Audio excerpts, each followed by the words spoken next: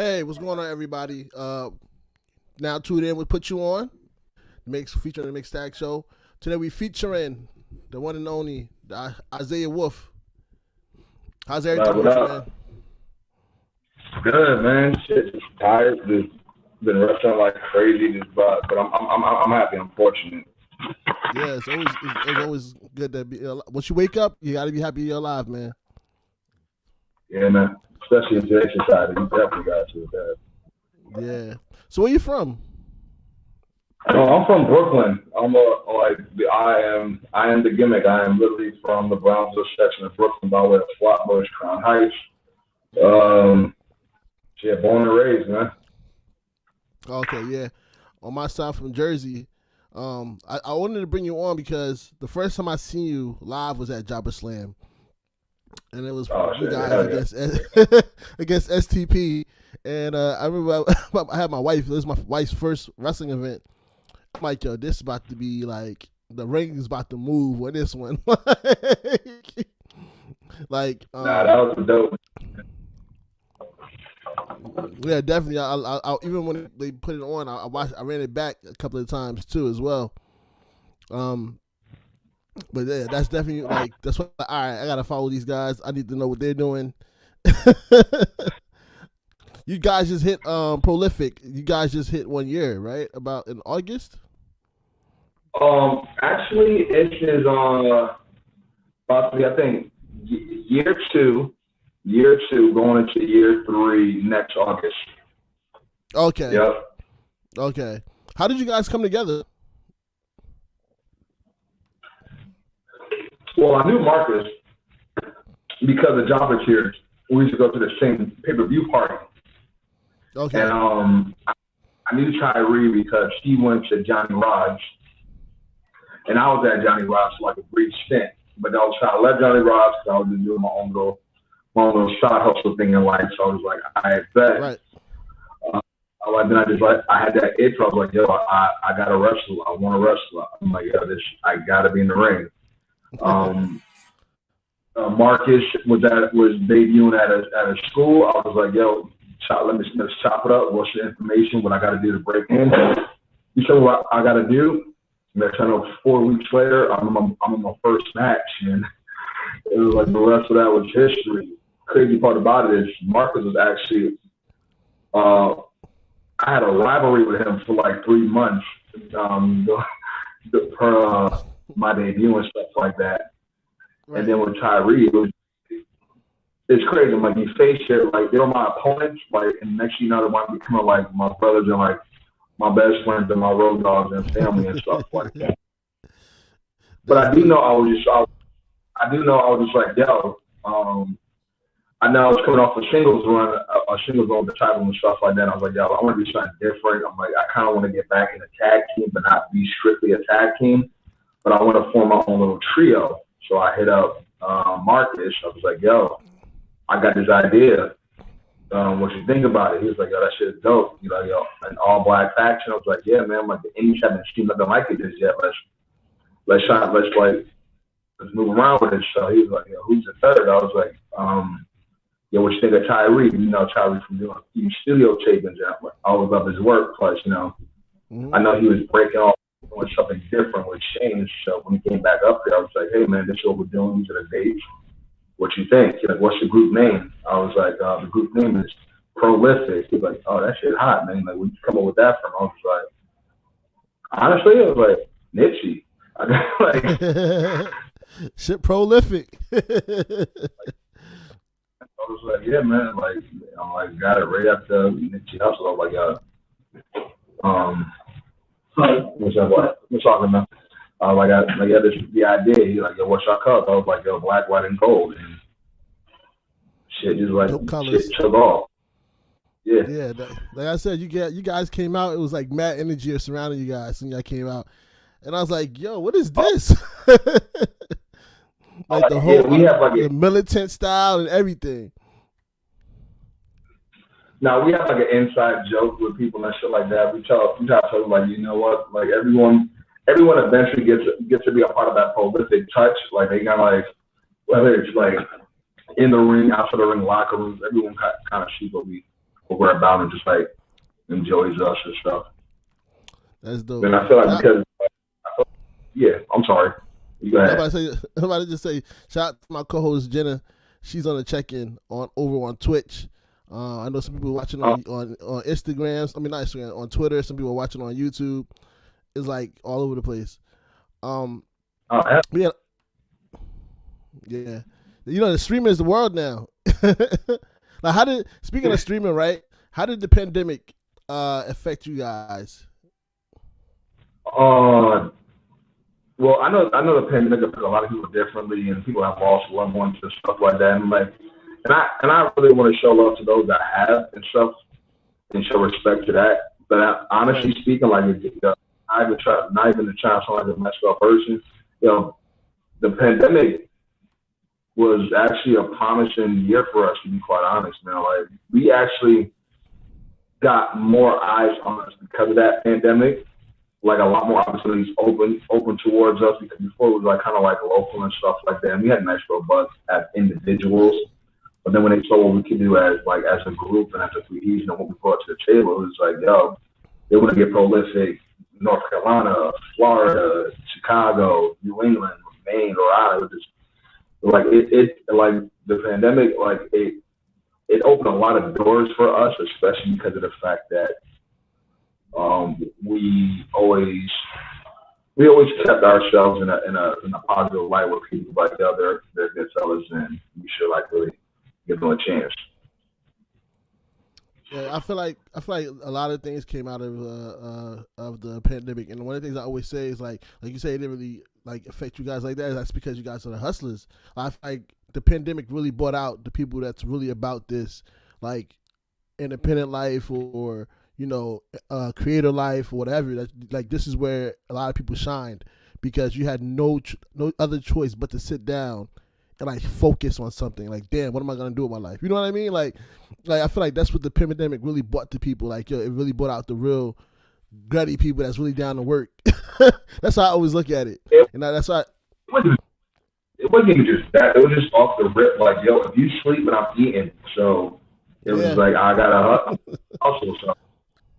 At a lot of promotions that really didn't give us like a time of day. I've looked at us twice. And just like, oh damn, they're the only ones that are willing to come up here and give us 110% in extra work and promos and all this other stuff. Like, damn, not even a guy that we was having before doing this, and we just like we took the ball and we ran with it. That's dope.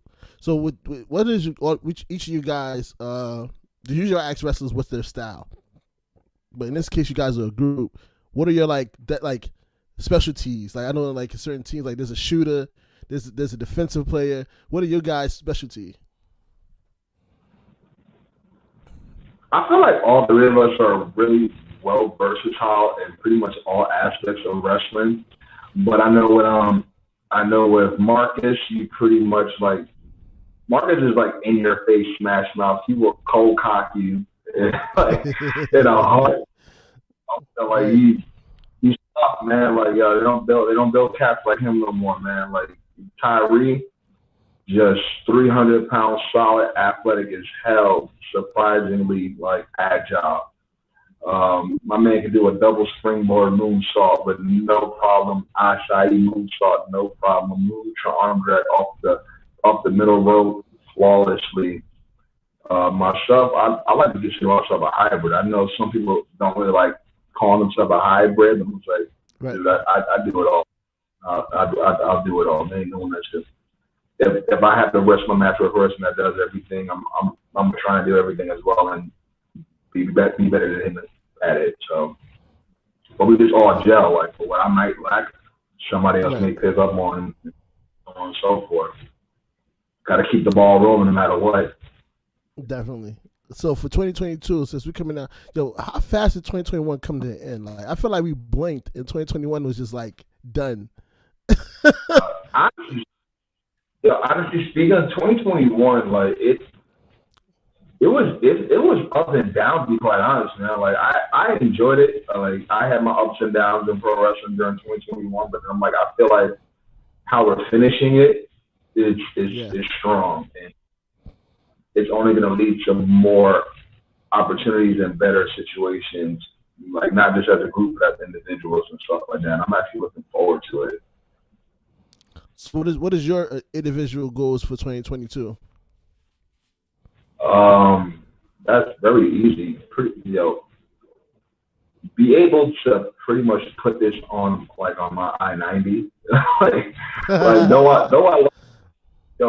I love my shoot job and what I do to pay the bills and stuff like that, it's always the dream to actually do what you love to do and make a good amount of money doing it, and like pretty much, letting my dreams pay my not even pay my rent, but just pay my mortgage. Like that's always the goal.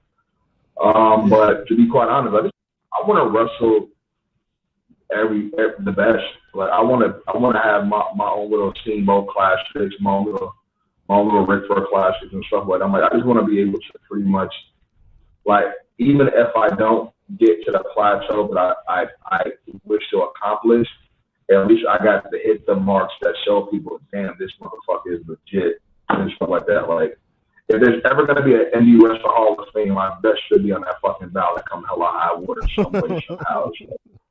I feel you. So who's on your hit list for 2022? Man, who is it, to be quite honest? I was like, damn, like, it's only because of like that. I know you make a lot of friends in the indie. I made a lot of friends during the pandemic because of the opportunities that I got to acquire. But I definitely want to wrestle Moriarty, Martyr, Fred Geha, who I feel like is dope as hell. Love the rest of that dude. He's a beast. Gresham, lethal. I know I'm saying like a lot of black people and whatnot, but it's like, I'm sorry to say this, but it's like, they're talented as hell and stuff, and I always want to wrestle them. I got to wrestle Shane Strickland. I feel like, that's like my great white buffalo. Like, I need to, that's a redemption match for me, and I can admit that to y'all publicly. And like sometimes, like I feel like I like admitted to myself enough, like quietly in the closet, with the lights off type shit.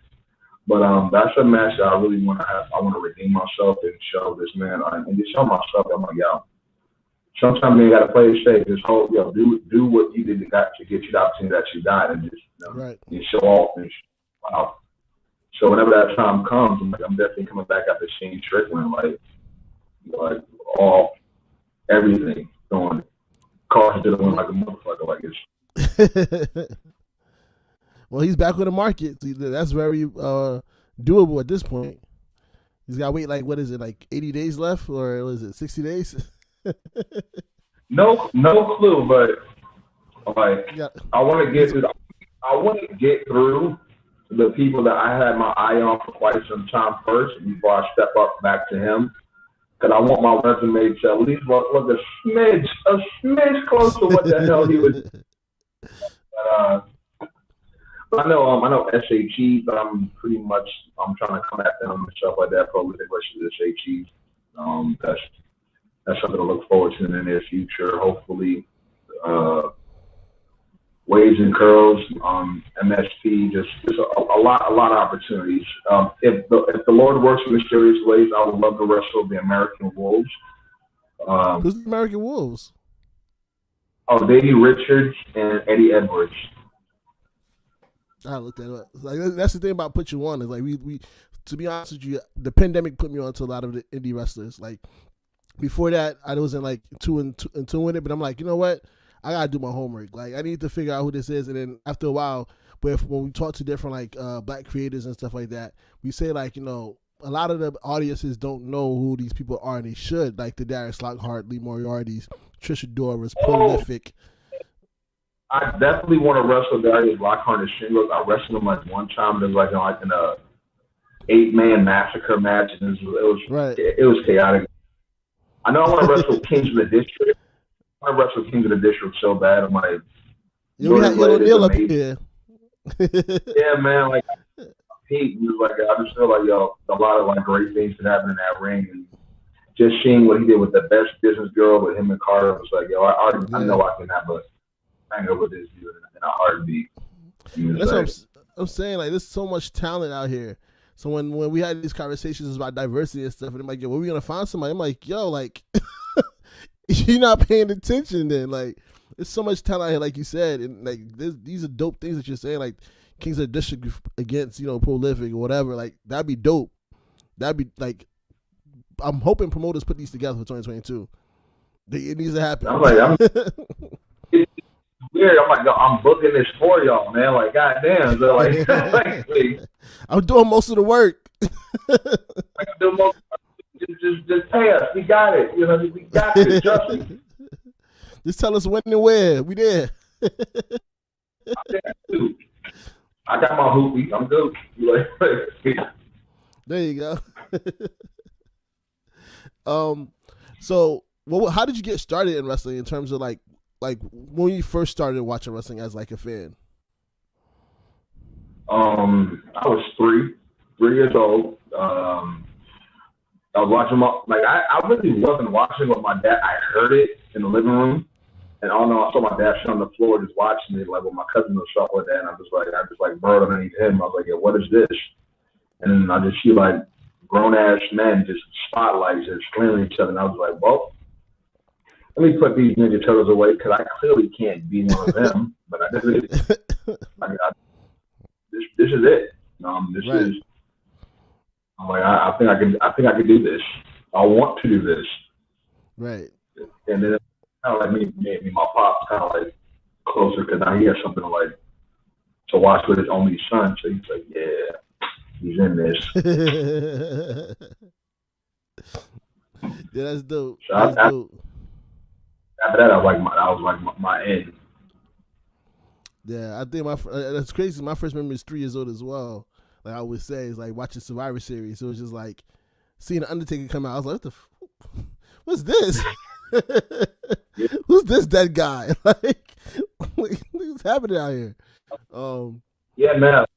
I'm like, it didn't dawn on me, like until I kind of like got more years in the business where I was like, yo, I understand why people why the big companies market to little kids.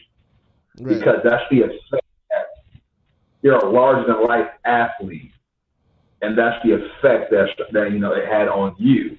Right. So imagine what you have on someone else. Like I know sometimes we over criticize, like yo we went PG or we went X, Y, and Z. And I was like, yeah, but when did you start falling in love with wrestling? Yeah. When you were a kid. I'm like, that's what you call generational. I wouldn't say manipulation, but a generational effect. You saw something as a kid that made you become a fan and want to do it as an adult. Now you just pass that on. It's really hard to affect a grown ass person to make them want to do something. The older they did. So it was like, right. Yeah, definitely. We stuck on it. Like, I mean, everybody took their little breaks, but it seems like you always come back to wrestling because if that's something that you love, like you're gonna continue watching and you get the entertainment from it. Yeah, man. So like you said, you mentioned a lot of like black wrestlers that you wanna wrestle. How does it feel? Because we talk about this all the time with people that come up here. Of growing up, we didn't see our representation. How does it feel to be one of the representations when you go to these matches and you watching these fans look up to you and cheering you on, like, and you being an inspiration to a lot of these people that look like you? It's actually it has its highs and lows. Honestly speaking, I love the fact that I'm getting to represent people of my race, my peers, people that look like me, especially coming from Brownsville and just being literally from those projects and then right. like middle class society, blue collar workers and stuff like that. And it's good that I'm like, I can actually represent how I grew up and what I pretty much went through throughout my wrestling. But in the retro, in the back end, it's also it's a lot of pressure, man. Because to be quite honest, I'm like, you can't just be black. You have to be perfect. You have to hit not beyond black excellence. You got to be black perfection. You got to make sure that you set every black demographic that laid their eyes on you? Is he hood enough? Is he intellectual enough? All of a sudden, can I relate to the same person that I could see at a basement party in Flatbush or at a dinner party at a church event, X, Y, and Z? Like, well, like, cause I know this from doing stand up. Like, yo, like black people, there's always something to prove to us.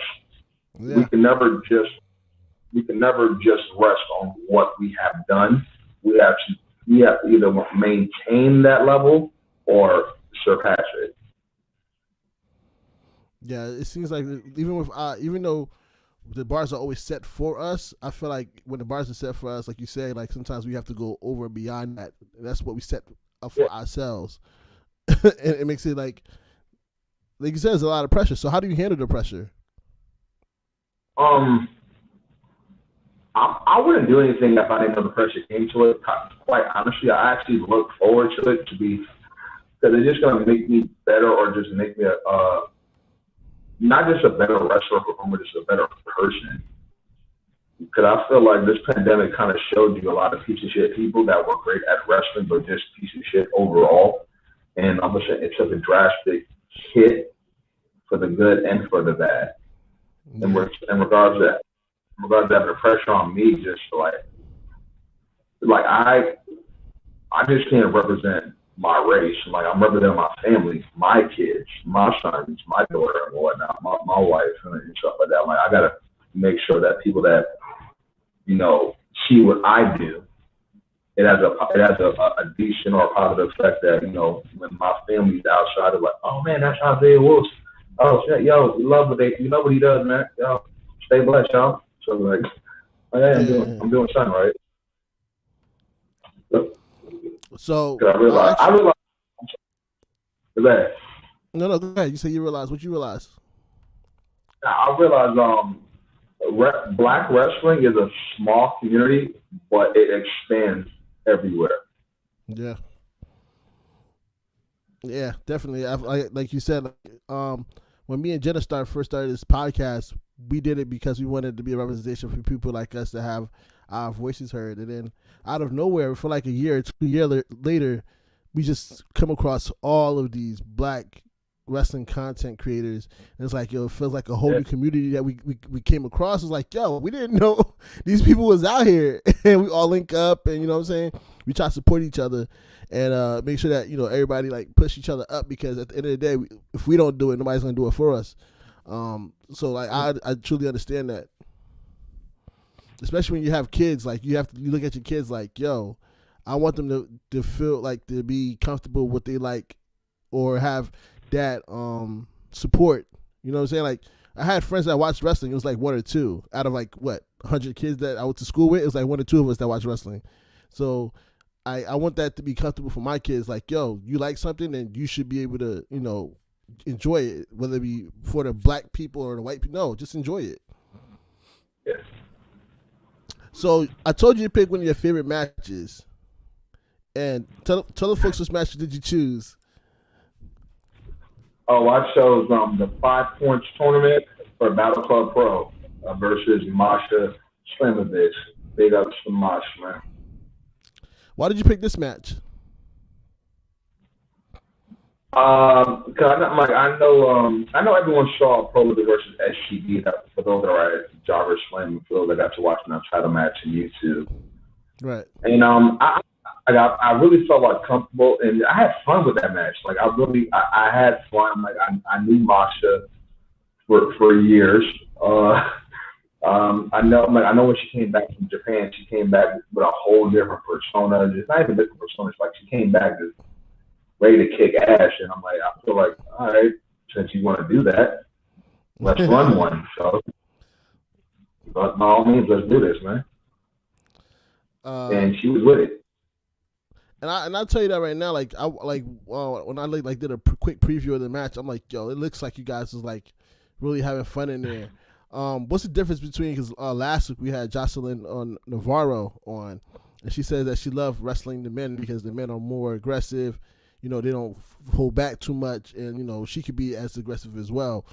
How does it feel fighting these intergender matches?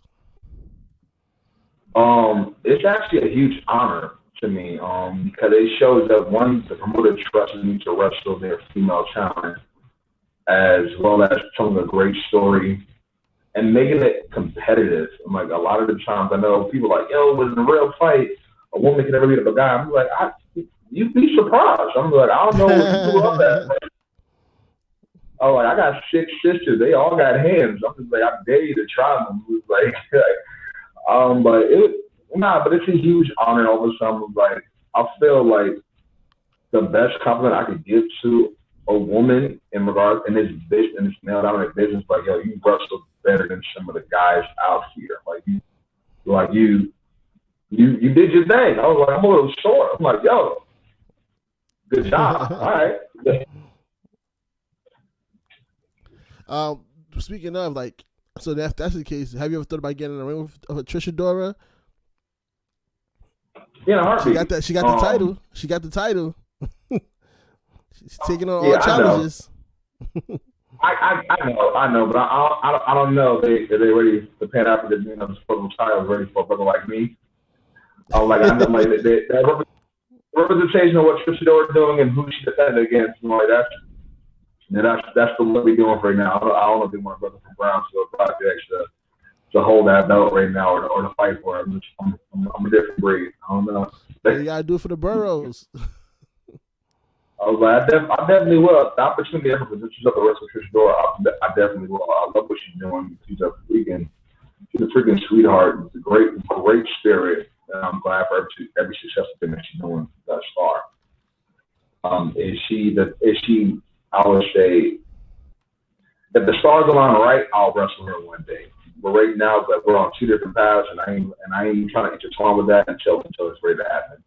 No, I respect it. All right, let's get into this match. Let's break this match down. I enjoyed it. So was this without a crowd, or set it up for us if you don't mind? This is Battle Pro 5-point championship tournament semifinals for the intergender section. Marshall versus Masha Sundovich. We made it all the way to the semifinals. This is a pretty dope match. It's pretty much held at the Fallout Shelter over in Long Island City. That's where Masha is one of the coaches at. Okay. Alongside Steve Payne, Mike Law, and Jorge Sanchi.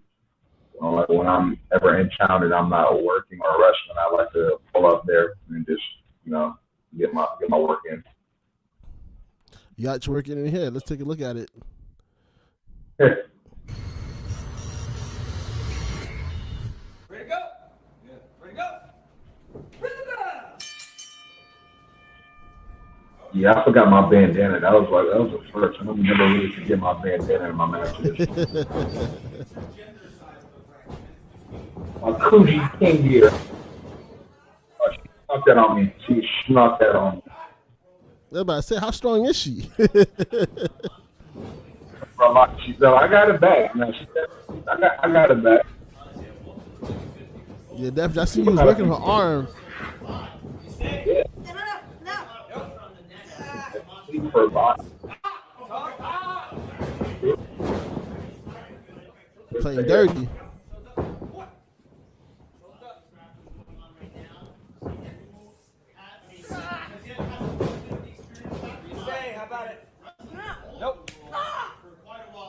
Yep, that was supporting a lot. I know that hurts the ribs. That's a unique escape.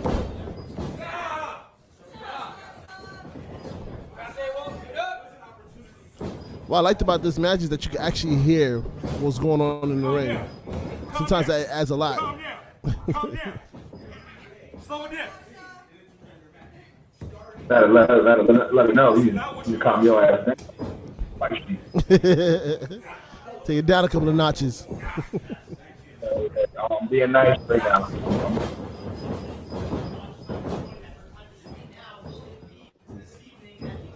That's a dope reversal right there. That was smooth.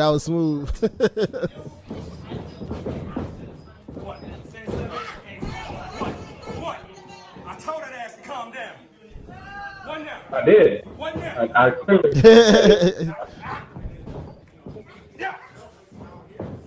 Timeout.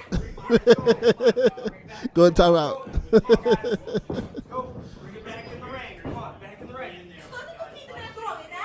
Google translate that.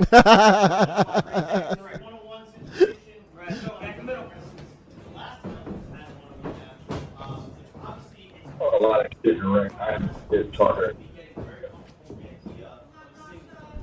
Yeah. Looks like she's trying to suck you in. Oh.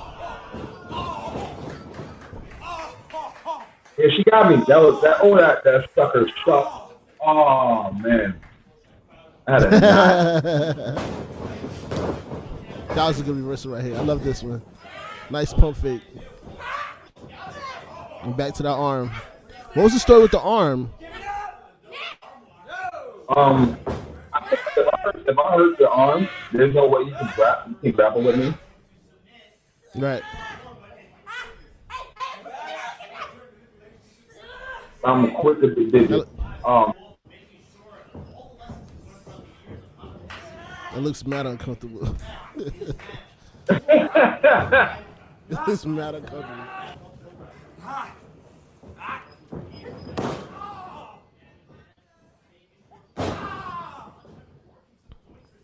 She's tough, cause I definitely was stretching long. So. Yeah, she trying to hit you with some payback on them ribs. Nice reversal.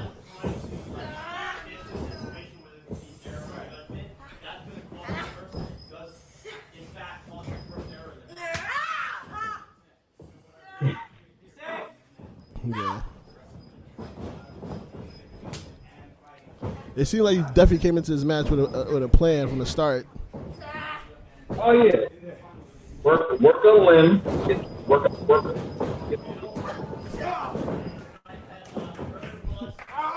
Hey. Fighting dirty.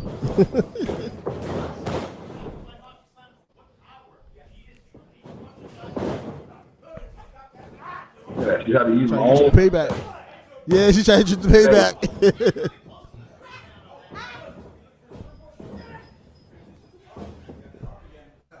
right back to that arm. Yeah, you fake the surfboard. It's like, nope.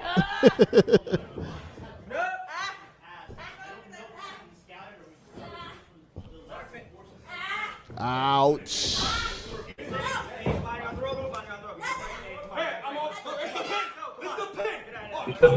Like, look, Distraction. The distraction.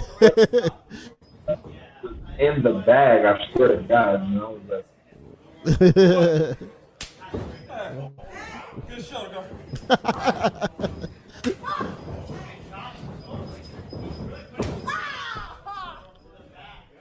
that was for the kick. That's for the kick. Yeah.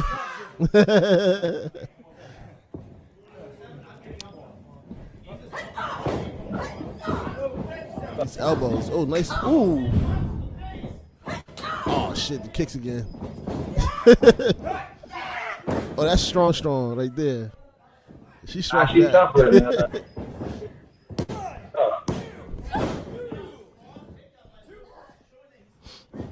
Nah, Masha, she took that. She ate that punch. Like, whew. Shorty, all right. Yeah.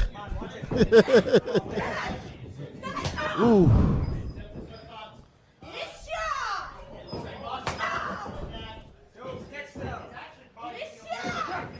Oh, shit. Man. Still feel that from time to time.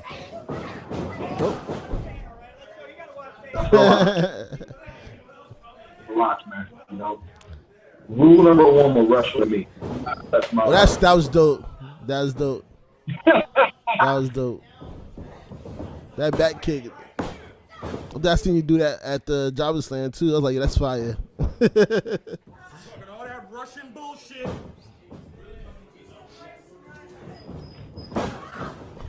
Work the limbs.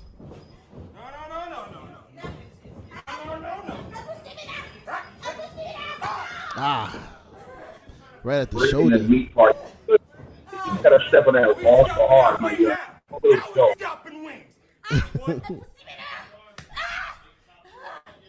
Ah.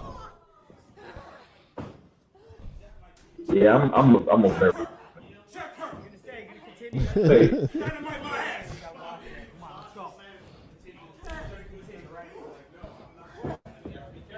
This is not what you want to do. You know what? Talking shit, son. What's up? What up? What's good? What up? just throw that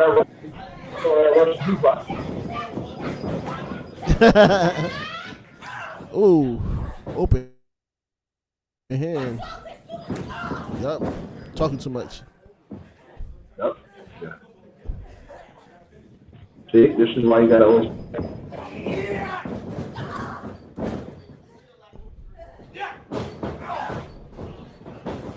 That's dope. I ain't gonna hold you. That slide through is dope.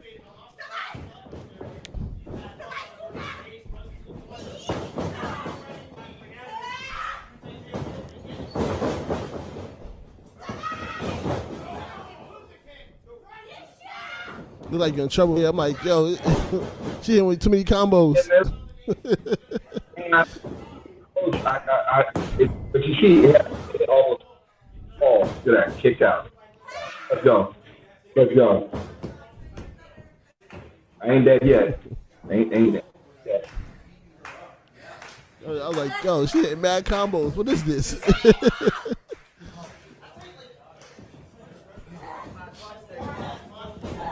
No, she bugging on this one.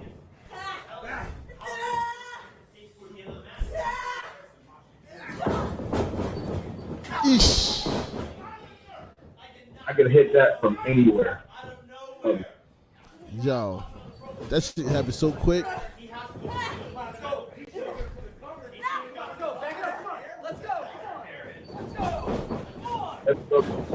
Eesh. You call that the silencer? Yep.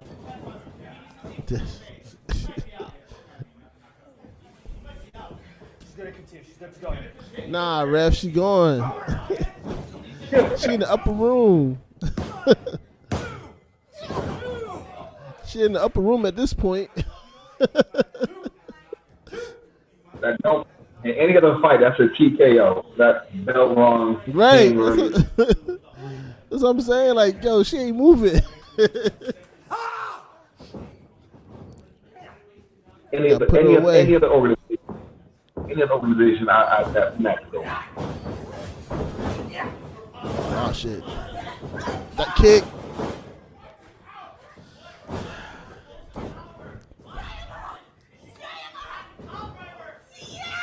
Ooh, she got you up. Yeah, That's man. on the crown. That's on the crown. Gotta give it. I get mad. I get mad. Like, she can take her ass over there and get them at the same time, man.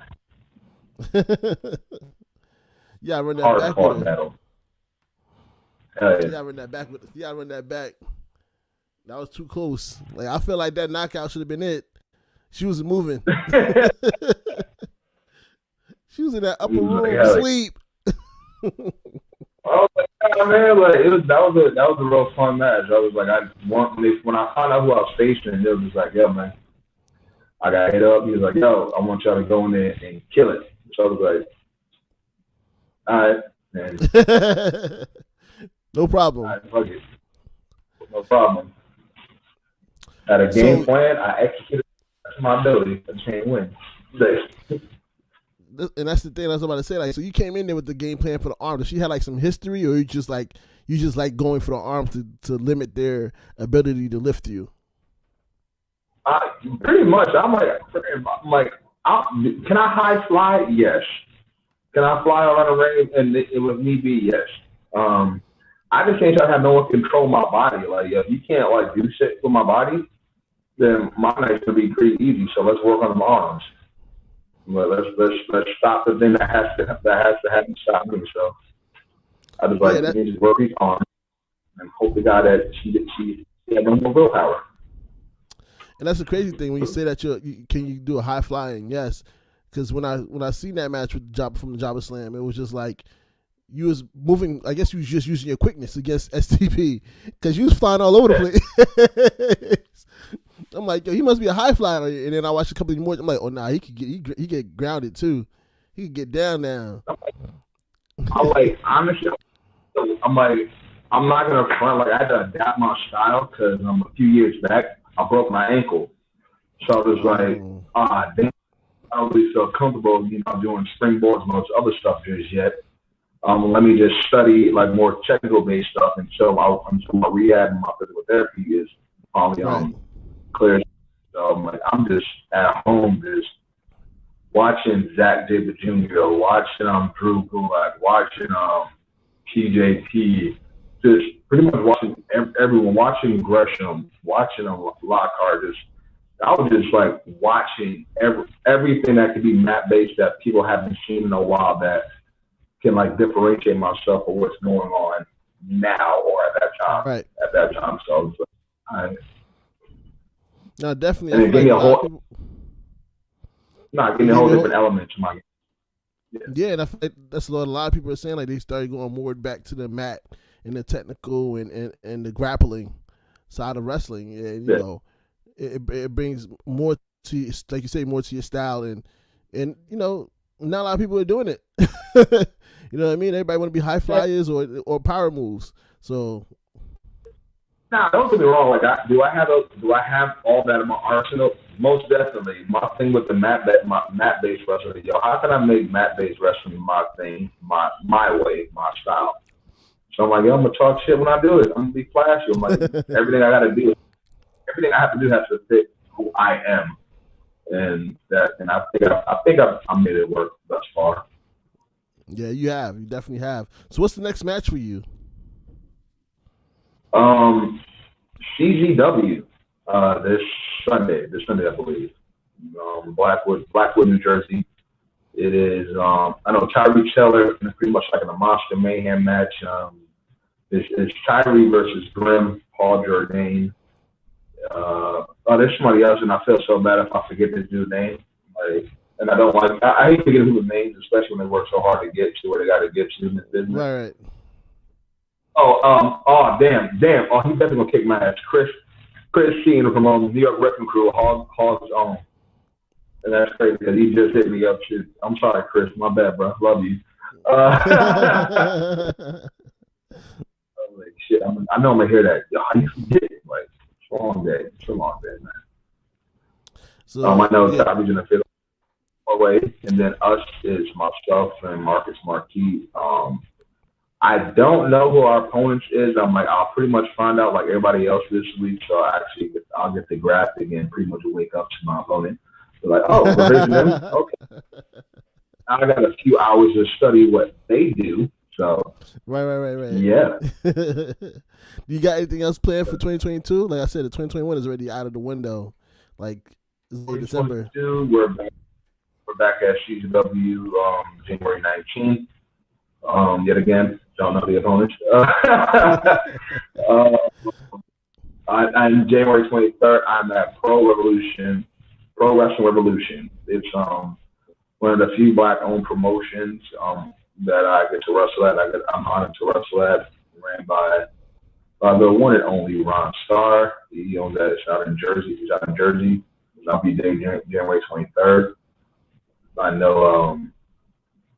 The first match was their first show was November 13th. I got to wrestle Adam King, which was fun because we kind of came up together. And I have another, and I beat him, and he wants a rematch. But in typical fashion, I said no. For what? I got my dub. I got my dub ready. You got caught slipping. That's your fault. I did my job. Ain't no back cheese. Ain't no straight back cheese in this house, man. I'm like, yeah, man, but the plans thus far is to break out to the West Coast, hit up the Mid-Tip, Chicago, go back to the Carolinas, because the South showed me love during the pandemic when they were open, because it's the South. Just keep doing what I'm doing, and it's just stay on top of what I'm doing, grind hard, and just do this shit till the wheels fall off, or at least if not replace the fucking wheels. Right. Yeah, definitely. I feel like I've heard a lot about Chicago scene, Texas scene, and Cali scene right now. Like they're really doing it big in Atlanta in terms of the wrestling scenes. Yeah, man. Like all of a sudden, just like I said, like just putting myself out there and getting a lot more opportunities. I've gotten to like network and like become friends with great people over in the West Coast and just all around wrestling and stuff like that. Another person I want to wrestle. Dope dude, love him to death, friend of mine. Alex Kane. He just won the national openweight title at MLW. All of a sudden, like even though I really don't like fighting friends and stuff like that, like the dude is a beast. Then yeah. And you only go hard with the ones that you care for. Like I don't know, like probably a bloodbath and whatnot in a long strenuous like technical match, but it's something I look forward to with that man. Yeah, man. I don't know if you realize, I don't know if you've seen, but we had him on like 2 weeks ago, and we watched his match against O'Shea, and it was just like dope match. It was a very, very dope match. That's a dope, like you said, that's a dope wrestler right there, and he's still like he's killing it right now. Like you said, he just won the national championship. Yo. The gifted one, Yaya. I got me and him. I love him to death. That's my homie. I got to wrestle him one day. Singles. The gifted one, Yaya. See, now I got to do my homework. I got to put that on my list. Wait, I feel like the truth, man. No, wasn't he? Is he the one that faced O'Shea that day at Jobber Slam? That was him. Yep. See, yeah, he was dope. That was a dope match. I love that match right there. I gotta find him on Twitter too. I think I did follow him on Twitter. Is there anything else you want to plug in? This is your floor before we close out the segment. I'm just like, damn, support wrestling, support indie wrestling, enjoy wrestling. Like, I see a lot of the times like we act so disappointed in what's going on like in wrestling stuff. I'm like, just sit your ass down. Just watch. Shut up. Enjoy the show. Like, enjoy the show. Enjoy this shit, man. I was like, I guarantee you, like, life will be so much better when you just like actually just sit down and enjoy something instead of just kind of have a follow-up with feedback to it, man. Like, you'll be a lot happier. Buy prolific merch. Buy my merch. Like, we just dropped new hoodies. The shit is fire.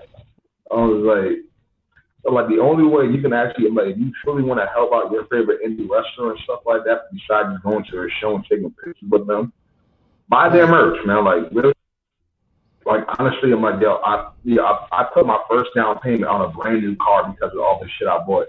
Curse all the shit I sold for my merch. Like, where can they find your merch at? Just hit me up directly. I do my own damn shipping. There you go. You literally get it from the stores. I know we started something on whatamaneuver.com, Pro Wrestling Cheese, anything about like a special quality from our grip set hoodies to the prolific flag hoodies. That really comes directly from me. That is Isaiah Wolf sending it. Is this the hoodie right here? Yeah, man. Yes, that right there is 3 years. And there go my little brother Anthony Gamble, that knucklehead, man. That's what I'm talking about. He's stepping up and he doing his thing. I trained him, and then we went to Fallout, and he's just killing it and stuff like that. And I'm proud of him. But yeah, those hoodies, man, those are like 3 years in the making. Just let people know that, we not just some commercial thing. Like, we are prolific, and that's what we do. Right. Tyree Tiller, Marcus Marquis. We are not hard to find. There you go. That's been a common theme when we talked about supporting indie wrestlers is buying merch. Make sure you merch, Instagram, whatever. Just buy merch. Like, support them directly. A lot of times you hear this promotion versus this promotion. Stop supporting promotions. Support the wrestlers directly when they have their avenues. Honestly speaking, like, real talk, I'm like, not every wrestler gets paid the same. Not every wrestler's gonna get like the same amount as the person that was just on TV. Like amount, like they was on TV, they gotta get a certain amount. Those that are on the indies are like, yo, we might get less than like, shoot, we ain't gonna get as much they got, but they're like, yo, we can make that up by you just spending that extra $10 on our pictures, our wristbands, our t-shirts. I'm just like, but the only way you're actually gonna truly support an indie wrestler and stuff like that is if you actually help go the extra mile. Because to be quite honest, a lot of people like, just buy myself a pro wrestling tees. They negate the interaction with you, as opposed to a person like, yo, I have it right here. Yeah. Like I feel like if a person go extra mile, like to love the damn t-shirt box, take a look. And if you don't want to rock something with my face on it, that's cool. I got other shit. But right. I got other stuff, man. Yeah, nah, definitely. So when you see him at the promotions, make sure you support the wrestlers, man. Thank you for joining me, for put you on. That was a dope match, like I said. Like I love that match that you shared. Shout out to my co-host again, Miss Jenna Baby. Tomorrow she'll be dropping Speak for Yourself on our Instagram, and also next Tuesday she's gonna have TKO on with her for Put You On. So check that out. And every Tuesday right here for Put You On until 2022. We got some more wrestlers coming through. In the meantime, support Prolific, support Isaiah Wolf. And on that note, we out. Peace.